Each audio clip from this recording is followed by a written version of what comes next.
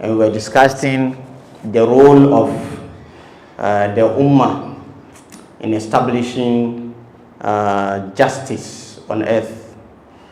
And then this comes from the teachings of Islam in general, just as Imam Hussein alayhi salam also emphasized it before he left Mecca, before he left Medina to Mecca, and then from Mecca to on his way to Kufa, where he was stopped at Karbala, and then he was martyred together with his followers at Karbala. So the emphasis is that the Ummah, the Muslim Ummah, has a role to play in choosing who is going to lead them in terms of their political lives, because anybody who holds the political power holds or controls the economic power. And then likewise, social activities will all be in his hands, just as he has the power to make laws for each and every one. So we are seeing that per the teachings of Islam, Imam Hussein alayhi salam and the Ahlul Bayt have taught us that it is upon the Ummah to make sure that they choose the right person to guide them in terms of their political activities, political, likewise, social and economic. And we believe that in Islam, you cannot differentiate one from the other, or you cannot separate one from the other. It is the same human being who observes the religious life. It is the same human being who observes political life, as well as economic and social lives. So all these aspects of life are intertwined. You cannot separate them from one another. If you try doing so, you yourself know that you are not being truthful to yourself. So we believe our religion is our economic life. Our religion is our social life. Our religion is our political life. We don't separate them. But in Islam, for a person to be a political leader who also has the power to do all other things, he has to be chosen by the people. The people have to have a hand in choosing him. So we believe that the real democracy was taught to the world by Prophet Muhammad sallallahu alaihi wasallam when he established the Medina constitution upon his migration from Mecca to Medina.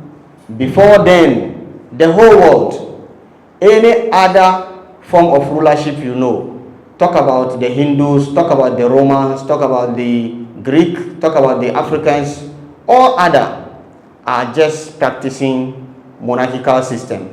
Nobody was practicing democracy. It was Prophet Muhammad sallallahu alaihi wasallam who taught the world what democracy meant.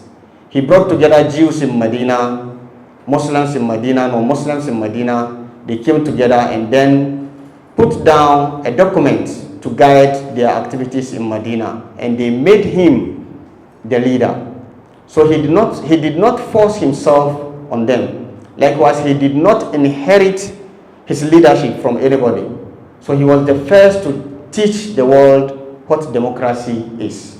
So this continued with his successor, Imam Ali alayhi salam. He was not made a leader by force or imposed on the Ummah. He was chosen by the people. It was the people who came to him. We want you to be the leader. We want you to be the leader. Reluctantly, he had to accept it afterwards. Likewise, Imam Hassan did the same. He was chosen by the people. Imam Hussein did not get that chance, but when he was going out, he said he was going out to make amendments to reform the Ummah of his grandfather. And then he's going to do so by calling them. And if he calls, anybody who accepts his call, answers his call, then that's the best for everyone. But if they refuse to accept his call or obey him, follow him, then he's not going to fight anybody. He's going to be patient. He's going to be patient. That means that there is no force. It should be for the people, by the people, and from the people. So that is the democracy we have learned from Ahlul Bayt alayhimus salam.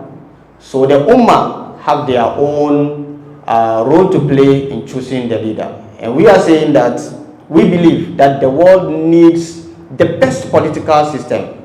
Even though we don't have the infallible with us, the last Imam of the Ahlul Bayt alayhimus salam, the vicegerent of Allah on earth, we don't have him with us as in person. But yet still, we have his followers.